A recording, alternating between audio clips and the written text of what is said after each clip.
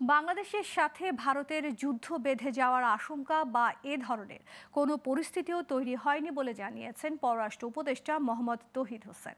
এ সময় রোহিঙ্গা প্রসঙ্গে এক প্রশ্নের জবাবে তিনি সাফ জানিয়ে দেন, নতুন করে আর কোনো রোহিঙ্গাকে এদেশে আশ্রয় দেওয়া হবে না।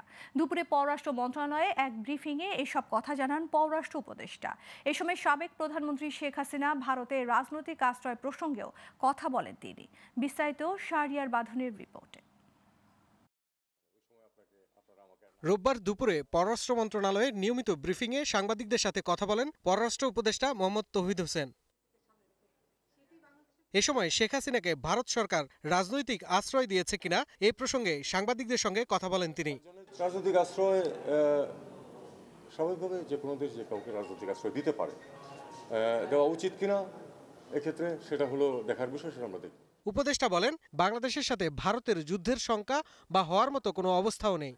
কোনো অবস্থাতেই মনে করি না যে ভারতের সাথে আমাদের কোনো যুদ্ধবিগ্রহ হওয়ার সম্ভাবনা আছে। উনি এটা কি তার নিজের দেশের কনজাম্পশনের জন্য বলেছেন কিনা সেটা আমাদের বুঝতে হবে।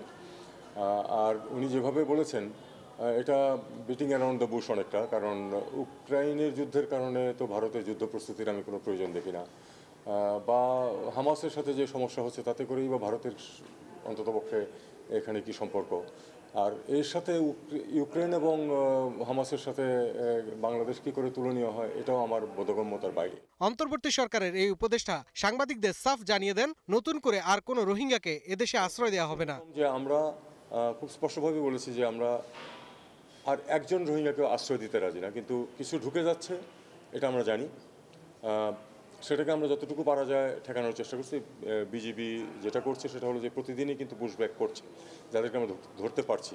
শাহরিয়ার বাঁধন, গ্লোবাল টেলিভিশন, ঢাকা।